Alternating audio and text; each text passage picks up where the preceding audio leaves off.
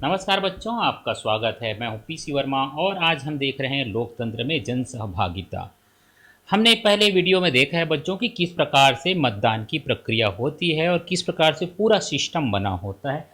तो हमने पहले देख लिया कि सिस्टम कितना बड़ा बना हुआ होता है और आज हम देखेंगे कि मतदान के प्रति लोगों का व्यवहार क्या होता है, किस प्रकार से वो मतदान करते हैं। तो हमने देखा कि बहुत सारे सिस्टम जो हैं वो बनाए गए हैं। निर्वाचन आयोग की ओर से लगातार ये प्रयास किया जाता रहता है और अलग अलग प्रोग्राम भी चलाए जाते हैं जिसे स्वीप प्रोग्राम कहा जाता है। इस प्रोग्राम के अंतर्गत लोगों को जागरूक करने का, शिक्षित करने का पूरी प्रक्रिया बनाई जाती है और इसके द्वारा ये प्रयास किया जाता है कि किसी भी प्रकार से लोग जो है वो निर्वाचन में अधिक से अधिक भाग लें। लेकिन ज़्यादातर ये देखने में आता है, पहले जो था उम्र सीमा जो होती थी वह 21 वर्ष की होती थी। 21 वर्ष से अधिक उम्र के लोग जो हैं वो वोटिंग करते थे, वोट डालते थे और फिर बाद में संविधान संशोधन किया गया 1979 में और फिर 18 वर्ष से अधिक उम्र के लोगों को अधिकार मिला कि वो अपने प्रत्याशी का चयन कर सकते हैं, मतदान कर सकते हैं और उनका नाम भी जुड़ना प्रारंभ हो गया, जो कि 18 साल से ऊपर की आयु के हो गए, तो उनका सबका नाम जुड़ने लग गया। लेकिन अब एक बहुत बड़ा प्रश्न ये है कि किस प्रकार से, क्योंकि हमने देखा है पूरा सिस्टम बना हुआ है, केंद्र से लेके राज्य पे, जिला स्तर पे और उसके नीचे लेवल तक भी स्तर बना हुआ है और अधिकतर जब चुनाव आता है उस समय पे बहुत ज़्यादा प्रचार प्रसार किया जाता है 100% मतदान के लिए। तो आज हम ये समझते हैं कि मतदान का व्यवहार लोगों का किस तरह से होता है। ये तो पूरी प्रक्रिया है कि कैसे चुनाव होते हैं।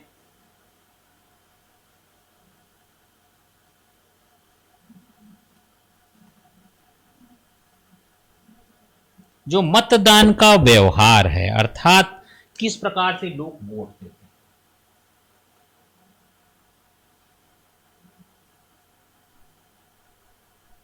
और इसके बहुत सारे कारण भी होते हैं। मतदान का व्यवहार जो इस प्रकार से कहा जाता है कि कितने प्रतिशत लोगों ने वोटिंग किया, कितने प्रतिशत लोगों ने अपना मतदान का प्रयोग किया। चूंकि नाम तो सभी का जुड़ा होता है और बहुत हद तक ये प्रयास निर्वाचन आयोग की ओर से भी किया जाता रहता है कि वो अधिक से अधिक लोगों को देखें कि किन का नाम जुड़ गया है, किन का नाम काटना आवश्यक है, किन का स्थान संशोधन हो गया, कहीं चले गए तो वो अपडेट किया जाता है। और अब फिर जब मतदान होता है तो अब तक का ये अनुभव रहा है कि जो पुराने समय में मतदान रहा है उसमें कई कारक हैं, समय समय पर इसमें परिवर्तन भी आते रहा है और सक्रियता जो है उसका एक पूरा टेबल बना हुआ है कि कौन से वर्ष में, चूंकि चुनाव प्रारंभ हुआ था 1952 से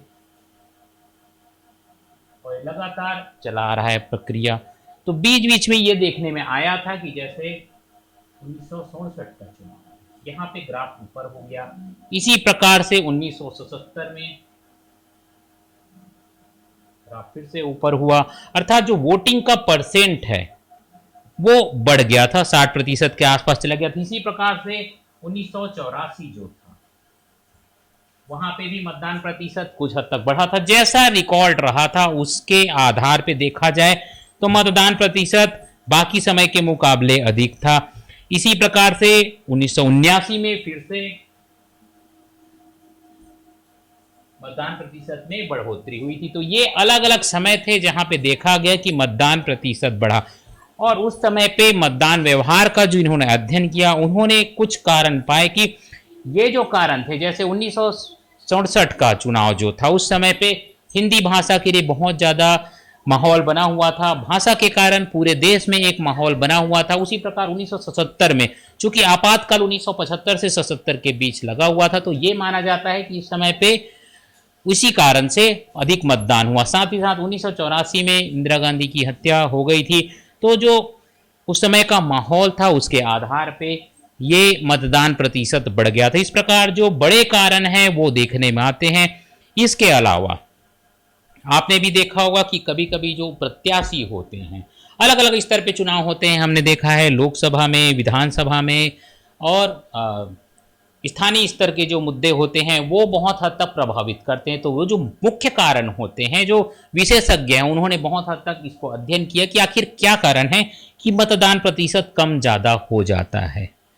तो इस प्रकार का मतदान प्रतिशत कम या ज़्यादा होने का कारण, चूंकि पंजीकृत तो सभी होते हैं, लेकिन क्यों कुछ लोग वोट देने जाते हैं, कुछ लोग नहीं जाते, इसके लिए बहुत हद तक अध्ययन किया गया और ये बातें निकल कर आई है कि मतदान का प्रतिशत जो है बहुत सारी चीज़ों में जुड़ा होता है। जैसे कि मान लीजिए स्थानीय निर्वाचन है, अर्थात लोकल स्तर का चुनाव है, पंच सरपंच का चुनाव है,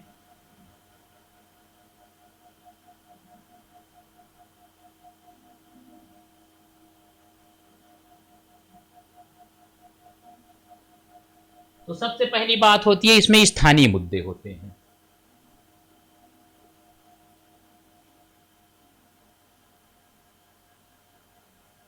अर्थात गांव में क्या नहीं है, क्या है, और इसके साथ साथ जो व्यक्ति की छवि है,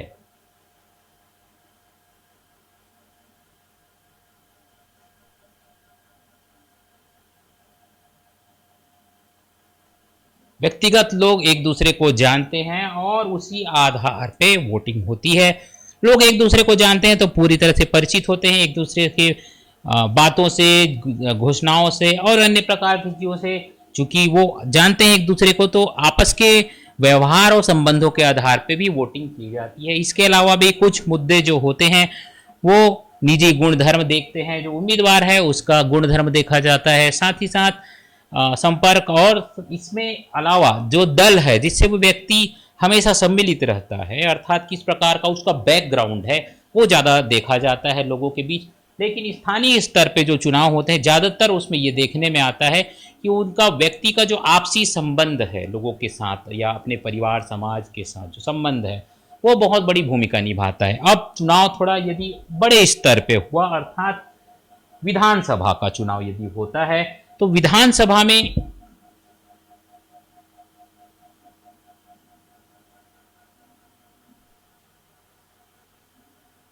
विधानसभा का चुनाव होता है तो वो राज्य स्तर पे होता है। उम्मीदवार का चयन जो होता है तो वो स्तर थोड़ा आगे बढ़ जाता है और फिर लोग बड़े मुद्दों की ओर ध्यान देने लगते हैं कि उनकी विधानसभा की क्या परेशानियां हैं, और जो व्यक्ति है उसका गुण दोष धर्म वो थोड़ा सा देखने का काम थोड़ा सा सीमित हो जाता है। लोग पार्टी को देखते हैं, सबसे बड़ी बात।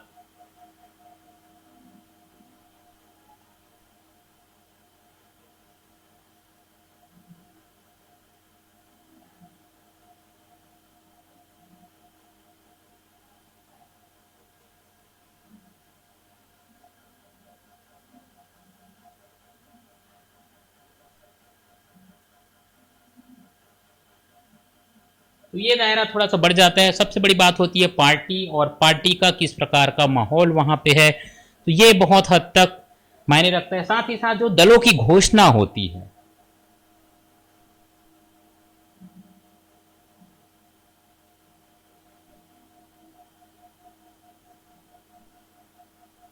उन्होंने कौन से वादे किए हुए हैं कि चुनाव जीतने के बाद वो राज्य के लिए क्या करेंगे, उस प्रकार की घोषणाओं को लोग देखते हैं कि जो मुद्दे जो हैं, साथ ही साथ यदि लोक हितकारी वादे हैं, लोगों को लोक लुभावन वादे हैं, और इस प्रकार की चीजों पे लोगों का ध्यान जाता है। और ये जब चुनाव इससे भी ऊपर स्तर का होता है, अर्थात लोकसभा के लिए,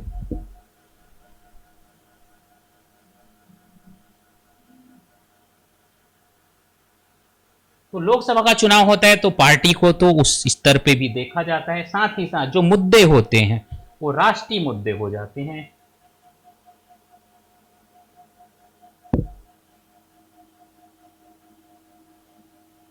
राष्ट्रीय स्तरीय मुद्दे पे देखते हैं, इसके साथ साथ लोग दलों का घोषणा पत्र भी देखते हैं, और इन सभी के अलावा जो और भी कारक होते हैं, अर्थात सभी स्तर पे, तो वो होता है मीडिया।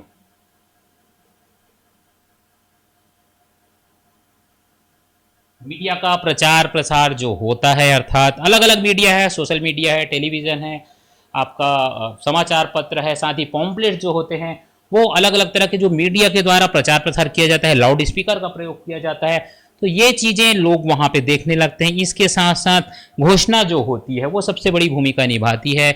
जो इस व्यक्ति की छवि है यहाँ पे गौण हो जाती है। पार्टी की छवि जो होती है वो बड़े स्तर के चुनाव जो होते हैं उसमें राष्ट्रीय नेता जो होते हैं जिनको प्रधानमंत्री इत्यादि पद पे प्रोजेक्ट किया जाता है, उसकी छवि भी बहुत हद तक मतदान को प्रभावित करती है। और मतदान को प्रभावित इस प्रकार से करती है कि वोटों का परसेंट जो है घटता या बढ़ता रहता है। यदि बहुत बड़े समस्याएं हैं और आपातकाल इत्यादि की स्थिति जब आती है तो उस प्रकार से लोगों ने अपना जन आक्रोश और जनता के शक्ति को दिखाने के लिए समय समय पर इसका प्रयोग किया है और मतदान के लिए उन्होंने निर्णय लिया है कि अब हमें मतदान करना ही है।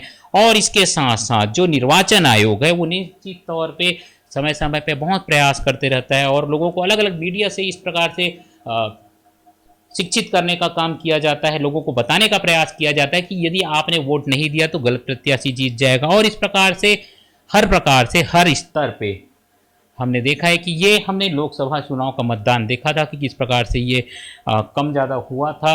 और ये जो समय है जहाँ पे बहुत हद तक वोटिंग प्रतिशत बढ़ गया था और इस प्रकार के मुद्दे जो हैं उस समय देखने में आए थे कि इनके कारण जो वोटिंग परसेंट है वो बढ़ा था। तो अलग अलग समय के हिसाब से अलग अलग परिस्थितियों के आधार पर लोग वोटिंग करते हैं। सबसे बड़ी बात होती है कि लोकतंत्र में भागीदारी सभी को सुनिश्चित करनी चाहिए। 100% मतदान जो होता है, क्योंकि अब तो नोटा की भी व्यवस्था बन गई है। यदि आपको कोई भी उम्मीदवार ठीक नहीं लग रहा है, आपको लगता है कि कोई भी उम्मीदवार जो है वो जीतना नहीं चाहिए, अर्थात आपको सहमति नहीं है, क्योंकि नोटा का जो वोट होता है वो एक तरह से गिना तो जाता है लेकिन हार या जीत में वो फैसला नहीं देता। यदि नोटा में वोट अधिक भी हो गए, अर्थात इनमें से कोई नहीं बटन जो होता है, यदि वोट अधिक भी हो गए तो उससे फर्क नहीं पड़ेगा। जो व्यक्ति सबसे ज़्यादा वोट पाएगा नोटा के वोटों को छोड़ के, तो वो विजेता माना जाएगा। क्योंकि नोटा का अस्तित्व इसलिए है कि ये प्रदर्शित किया जाता है कि ऐसा कौन सा स्थान है जहाँ पे लोगों ने किसी को पसंद नहीं किया, तो वोटिंग भी हो जाती है और आप किसी को वोट नहीं देते और ये पूरी तरह से पालन हो जाता है बातों का। आपका वोट गिना जाता है, प्रतिशत जो है वोटिंग का वो उसमें गिना जाता है। नोटा का वोट जो होता है वो, और ये दिखाता है कि कितने लोग जागरूक हैं अधिक से अधिक अपने अधिकार को। मतदान बहुत बड़ा अधिकार है जिसको पाने के लिए कर और वोटिंग करने के लिए लोगों को सजग होना चाहिए और अधिक से अधिक अपना पार्टिसिपेशन देखना चाहिए। साथ ही समय समय पर अपना नाम निर्वाचन सूची में भी जरूर चेक कर लेना चाहिए कि नाम कहीं कट तो नहीं गए। अलग अलग कारण होते हैं, कभी कभी कुछ त्रुटियों के कारण भी नाम डिलीट हो जाते हैं, नाम हटा दिए जाते हैं। तो हमें समय समय पर अपना नाम जरूर चेक करते रहना चाहिए। जब प्रकाशन होता है, कई बार बीएलओ जो होते हैं और अविहित अधिकारी जिन्हें कहा जाता है, वो कहीं स्कूलों में और कई अलग अलग स्थानों पर मतदाता सूचियों को लेकर बैठते हैं, तो हमें वहाँ जाकर उनका अध्ययन करना चाहिए। साथ ही साथ साइट जो है eci.gov.in जो बना हुआ है, वहाँ पे भी हम जानकारियों को चेक कर सकते हैं, सुधरवाने के लिए आवेदन दे सकते हैं, ऑनलाइन आवेदन भी दिया जा सकता है और पूरी प्रक्रिया को, पूरी मतदाता सूची को अच्छे तरीके से शुद्ध किया जा सकता है। तो ये है मतदान का व्यवहार, जिसके कारण लोग अलग अलग स्तर पे अलग अलग प्रतिशत वोटिंग करते हैं। तो हमें अधिक से अधिक प्रयास करना चाहिए कि आपके घर के लोग भी जो हैं बच्चों, इन्हें इसके लिए प्रेरित करिएगा कि अधिक से अधिक वो वोटिंग की प्रक्रिया में जरूर भाग लें, अपना मतदान अवश्य करें। भले ही अगर उनको कोई उम्मीदवार पसंद नहीं है तो वो नोटा में भी वोट कर सकते हैं, और उम्मीदवार जो पसंद है, जिनको हम जानते हैं, जिनकी योजनाएं और वो चीज़ें वो समझते हैं, उनको वोट करने के लिए उनको कहीं भी जाने की जरूरत नहीं है। मतदान केंद्र जो होता है आपके घर के आसपास ही, जहां आपका रहने का स्थान होता है वहीं आसपास होता है, बहुत ज़्यादा दूर भी नहीं होता। ये निर्वाचन आयोग की ओर से प्रयास किया जाता है कि अधिक से अधिक लोग बिना किसी बाधा से रहित होकर, बिना किसी बाधा के जाकर वोटिंग कर सके। तो हमें निश्चित तौर पे मतदान प्रक्रिया में भाग लेना चाहिए और अधिक से अधिक अपनी सहभागिता सूचित करनी चाहिए। तो मतदान प्रक्रिया में, मतदान व्यवहार में आज के लिए इतना ही बच्चों। आपसे अनुरोध है कि हमारे वीडियो को अवश्य लाइक करिए, साथ ही साथ इस वीडियो के नीचे दिए गए सब्सक्राइब बटन पे क्लिक करके हमारे साथ जुड़िए, अधिक से अधिक हमारे वीडियो देखिए जो कि आपसे जुड़ी हैं, आपके काम की वीडियो हैं, उन्हें देखिए। बहुत सारी वीडियो हमारे चैनल पे जिसे आप देख सकते हैं। तो आज के लिए इतना ही बच्चों, मैं पीसी वर्मा आपसे विदा लेता हूँ। जल्दी आऊँगा नया वीडियो लेके, तो तब तक के लिए धन्यवाद, नमस्कार।